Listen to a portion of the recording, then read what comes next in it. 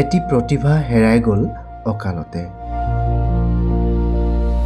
অকালতে হেৰাই গ'ল বিহুৱতী চৰাইজনী।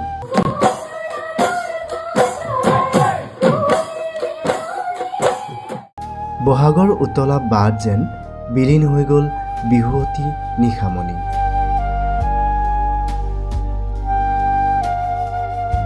ৰাজ্যবাসীক কন্দুৱাই অজান মুলুকলৈ গুচি গ'ল নিশামণি হালৈ।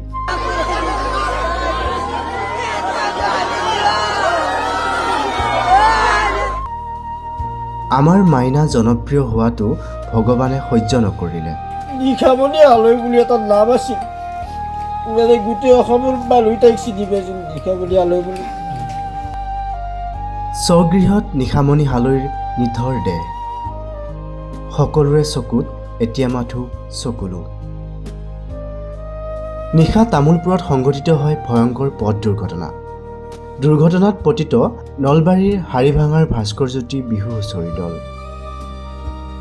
উল্লেখ্য যে বিহু হুঁচৰি দলটো গৈ থকা ট্ৰেভেলাৰখনৰ সৈতে মুখামুখি সংঘৰ্ষ হয় এখন ট্ৰেইলাৰৰ। থিতাতে নিহত হয় প্ৰতিভাৱান যুৱতী নিশামণি হালৈৰ। আনহাতে এই ভয়ংকৰ দুৰ্ঘটনাৰ ফলত গুৰুতৰভাৱে আহত হয় আন 11 গৰাকী বিহুৱা বিহুৱতী। ইয়াৰ উপৰি 5 জনৰ অৱস্থা অতি সংকটজনক হোৱাত তেওঁলোকক ততাতৈয়াকৈ প্ৰেৰণ কৰা হয় GMCHলৈ। নাগাৰা নামৰ পাঠিকা হোৱাৰ লগতে জনপ্ৰিয় বিহুৱতী আছিল 25 বছৰীয়া এইগৰাকী নিশামণি হালৈ। কিন্তু অসমীয়া জাতিৰ আয়ুস ৰেখা বহাগ মাহতে যে নিশামণিৰ পৰিয়ালৰ জীৱনলৈ কাল অমানিশা নামি আহিব সেয়া কোনেও কল্পনাই কৰিব পৰা নাছিল। নিমিষতে নিয়তিয়ে কাঢ়ি নিলে নিশামণিক। কোনেও ভবা নাছিল শুকুৰবাৰৰ ৰাতিটো ইমান ভয়াৱহ হ'ব নিশামণিৰ পৰিয়ালৰ বাবে। নিশামণিৰ নশ্বৰ দেহ ঘৰ আহি পোৱাৰ পাছত মূৰত সৰগ ভাগি পৰিছে নিশামণিৰ পিতৃৰ।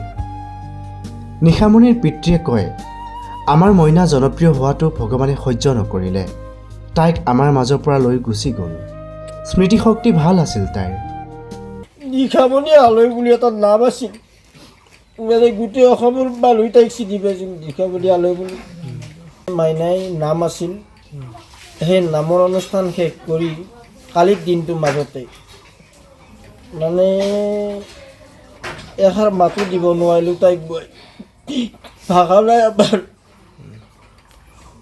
আজি নিশামণি হালৈ বুলি এটা নাম আছিল, গোটেই অসমৰ মানুহ তাইক চিনি পাইছিল নিশামণি হালৈ বুলি।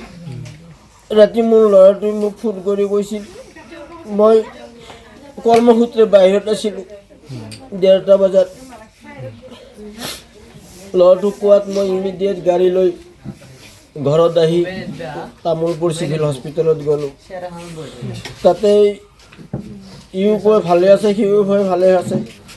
এটা ল'ৰা সুধিলোঁ, বাবু মোৰ মূৰত চুই কচোন মূলো আছে নে? একদম দিছি।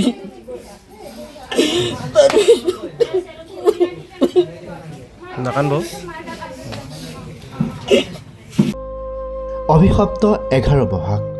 দুপৰ নিশালৈকে হাঁহি মাতি ৰচকী ৰাংঢালী হৈ নাচি ফুৰা যুৱতীগৰাকীৰ বাবে আদবাটতে ৰৈ আছিল জম। কোনেও যেন ধৰিবই নোৱাৰিলে হঠাতে এয়া কি হৈ গ'ল। নিমিষতে সকলো শেষ হৈ গ'ল।